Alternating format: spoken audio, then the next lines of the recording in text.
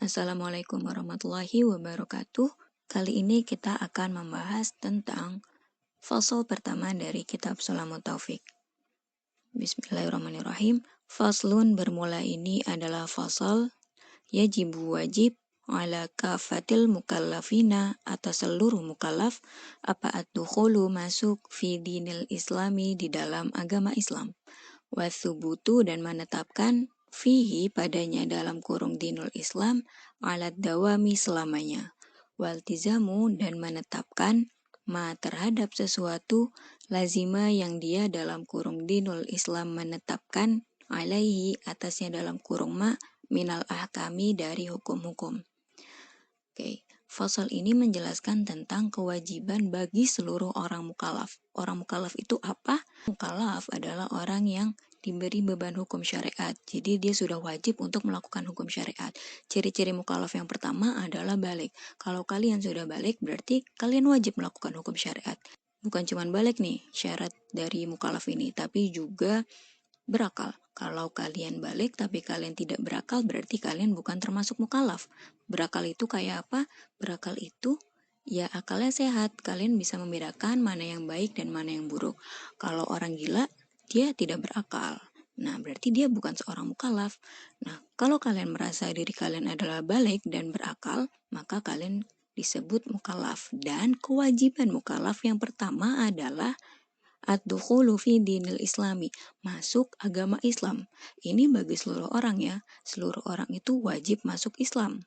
Nah, ternyata bukan hanya wajib masuk Islam saja, ada selanjutnya nih, wathubutu fihi ala dawami, wajib juga menetapkan diri selamanya di dalam agama Islam. Setelah masuk, kita wajib nih, terus menerus selamanya dalam keadaan Islam. Nah, ternyata nggak cukup sampai situ. Ada kalimat selanjutnya, waltizamu ma lazima alaihi minal ahkami. Kita juga wajib berkontribusi atau wajib melaksanakan hukum-hukum yang ada di dalam agama Islam. Itulah kewajibannya. Ada 3. Saya ulangin. Yang pertama adalah masuk agama Islam. Jadi bukan cuma masuk, yang kedua adalah menetapkan diri selamanya di dalam agama Islam. Dan yang terakhir, wajib melaksanakan hukum-hukum yang ada di dalam agama Islam. Seperti itu. Famimma, maka itu sebagian dari sesuatu, yajibu yang wajib, apa ilmuhu, mengetahuinya dalam kurung ma, wa'tiqaduhu dan meyakininya dalam kurung ma, mutlakon secara mutlak. Wan nutuku dan bermula pengucapan bihi dengannya dalam kurung Islam fil hali di dalam keadaan inkana yaitu jika ada dalam kurung natik atau orang yang berucap kafiron yaitu kafir. Wa illa dan jika tidak fafil sholati maka itu di dalam sholat asyahadatani bermula 2 kalimat syahadat.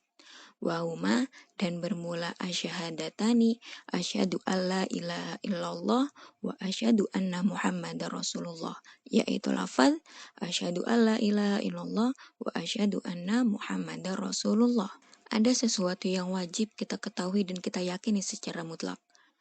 Wa nutqu bihi fil hali in kana kafiran wa illa fa fi sholati asyhadatan. Kalau orang kafir, dia menyatakan diri masuk Islam itu dengan cara mengucapkan 2 kalimat syahadat secara lisan. Dan kalau kita bukan orang kafir, di mana kita harus mengucapkan 2 kalimat syahadat fi sholati, yaitu di dalam sholat. Di mana kita sering mengucapkan dan wajib mengucapkan 2 kalimat syahadat ketika tahiyat.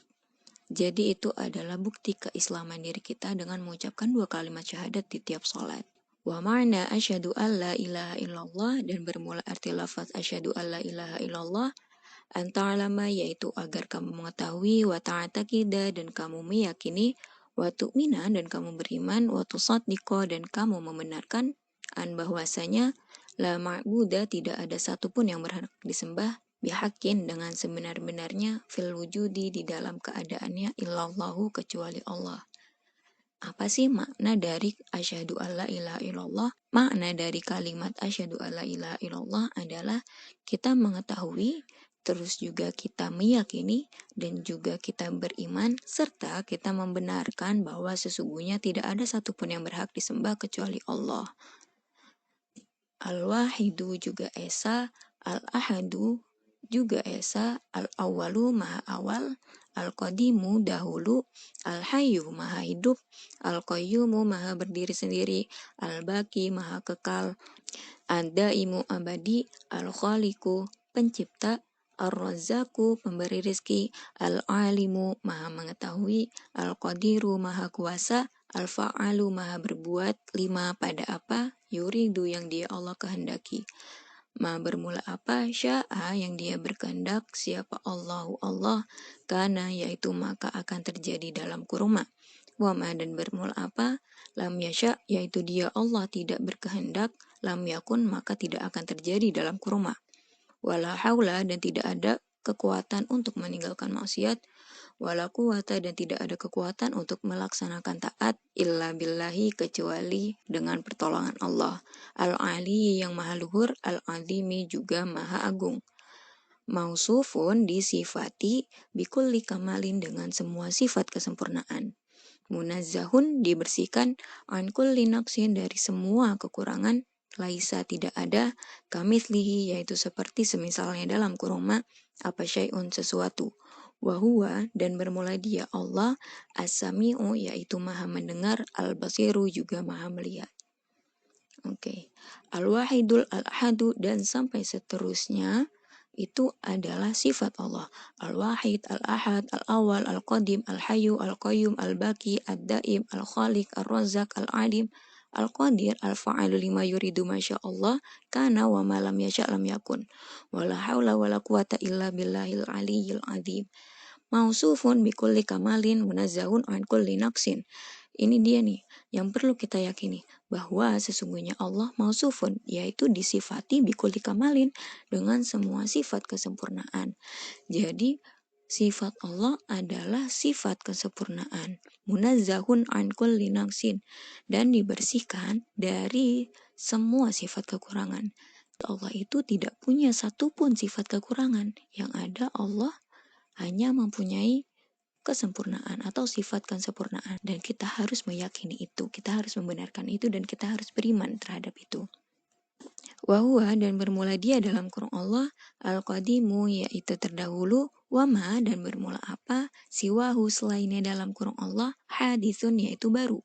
Wahuwa dan bermula Allah, al-khaliqu yaitu pencipta, wama dan bermula apa, siwahu selainnya dalam Quran Allah, makhlukun yaitu diciptakan.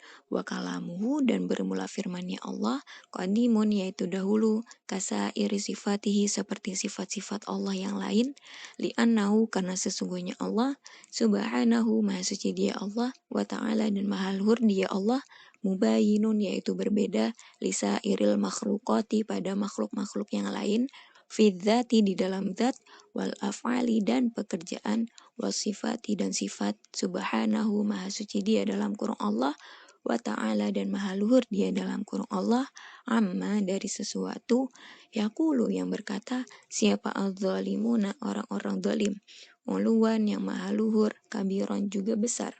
Allah itu terdahulu, jadi Allah itu tidak ada yang mendahuluinya, dan selain Allah itu adalah baru.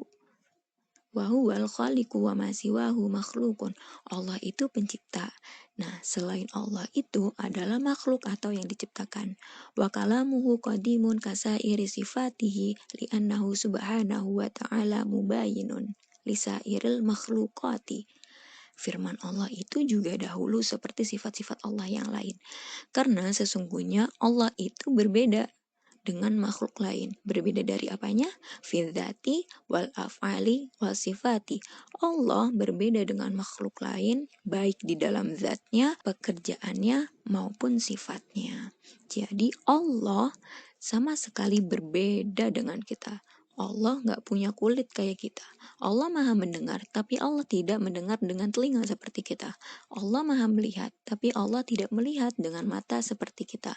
Allah maha berfirman, tapi Allah tidak berbicara dengan mulut seperti kita. Wa makna asyhadu anna Muhammadar Rasulullah, dan bermula arti lafaz asyhadu anna Muhammadar Rasulullah an ta'lama, yaitu agar kamu mengetahui, wa ta'taqida, dan kamu meyakini, wa tusaddiqa, dan kamu membenarkan, wa tu'minan, dan kamu beriman, anna sayyidana, bahwa sesungguhnya pemimpin kita, wa nabiyana, dan nabi kita, Muhammad ibni Abdillah ibni Abdil Muttalib ibni Hashim ibni Abdi Manafin, yaitu Muhammad putra Abdullah, putra Abdul Muthalib, putra Hashim, putra Abdi Manaf, Al-Qurasyi, yang berbangsa Quraisy. Salat semoga melimpahkan rahmat siapa Allah alaihi, kepadanya dalam kurung Nabi Muhammad, wasallama, dan semoga di Allah melimpahkan keselamatan kepada Nabi Muhammad. Abdullahi, yaitu hamba Allah, wa rasuluhu, dan utusannya dalam kurung Allah, ila jami'il khalqi, kepada semua makhluk. Wulida, dia dalam kurung Nabi Muhammad dilahirkan di Makkah, di Mekah. Wa bu'itsa, dan dia dalam kurung Nabi Muhammad diutus biha di Mekah. Wa hajara, dan dia dalam kurung Nabi Muhammad berhijrah ilal Madinati, ke Madinah. Wa dufina, dan dia dalam kurung Nabi Muhammad dikubur fiha, di Madinah. Seperti makna asyhadu alla ilaha illallah sebelumnya, makna lafaz asyhadu anna Muhammadar Rasulullah juga menghendaki kita untuk kita mengetahui, untuk kita meyakini, untuk kita membenarkan, dan kita beriman bahwa sesungguhnya Nabi Muhammad adalah hamba Allah dan juga utusan Allah kepada semua makhluk. Nabi Muhammad itu dilahirkan di Mekah, diutus juga di Mekah. Nabi Muhammad berhijrah ke Madinah dan dikubur di Madinah. Jadi kita harus meyakini itu. Wa annahu, dan sesungguhnya Nabi Muhammad Sholat semoga melimpahkan rahmat siapa Allah alaihi, kepadanya dalam kurung Nabi Muhammad, wasallama, dan semoga di Allah melimpahkan keselamatan kepada Nabi Muhammad, shadiqun, yaitu orang yang benar, fi jami'i ma, di dalam segala sesuatu, akhbaro, yang dia Nabi Muhammad mengabarkan, bihi, dengannya dalam kurung ma. Kita juga harus meyakini bahwa sesungguhnya Nabi Muhammad adalah orang yang benar di dalam segala hal yang Nabi Muhammad kabarkan. Semasa Nabi Muhammad hidup, Nabi Muhammad terus mengabarkan informasi-informasi. Apa saja informasinya itu? Famin zalika, maka itu sebagian dari itu, azabul qabri, bermula azab kubur, wa na'imuhu, dan nikmat kubur, wa su'alul malakaini, dan pertanyaan dua malaikat, munkarin, malaikat munkar, wa nakirin, dan malaikat nakir, wal ba'tsu, dan kebangkitan, wal hasyru, dan pengumpulan, wal qiyamatu, dan hari kiamat, wal hisabu, dan perhitungan, wal thawabu, dan pahala, wal iqabu, dan siksa, wal mizanu, dan timbangan, wal naru, dan neraka, wal siratu, dan jembatan, wal haudu, dan telaga, wal syafa'atu, dan syafaat, wal jannatu, dan surga, wal khuludu, dan kekal, wal ru'yatu, dan melihat, lillahi, pada Allah, subhanahu, maha suci dia dalam kurung Allah, wa ta'ala, dan maha luhur dia dalam kurung Allah, fil jannati, di dalam surga. Di antara informasi yang Nabi Muhammad bawa adalah yang pertama ada azab kubur, serta nikmat kubur, pertanyaan dua malaikat munkar dan nakir, hari kebangkitan, hari pengumpulan, hari kiamat, hari perhitungan, pahala, siksa, timbangan, neraka, sirat atau jembatan, telaga di surga nanti, syafaat, surga itu sendiri, dan kekekalan kita di dalam akhirat nanti, dan melihat Allah di dalam surga. Itu adalah informasi yang Nabi Muhammad kabarkan. Kita harus meyakini itu semuanya. Dan kita juga harus membenarkan. Kita tidak boleh meragukan hal itu. Kita harus yakin bahwa semua hal yang dibawa oleh Nabi Muhammad adalah benar. Wa antu'mina, dan agar kamu beriman, bimalaikatillahi, kepada malaikat Allah, wa rusulihi, dan kepada utusan Allah, wa kutubihi, dan kepada kitab-kitab Allah, wa bil qadari, dan kepada qadar, khairihi, sebaik-baik qadar, wa syarrihi, dan seburuk-buruk qadar, minallahi ta'ala, dari Allah ta'ala. Wa annahu sallallahu alaihi wasallam, dan sesungguhnya Nabi Muhammad sallallahu alaihi wasallam khatamun nabiyina, yaitu penutup para nabi, wa sayyidu waladi Adam, dan pemimpin anak Adam ajma'ina, semuanya.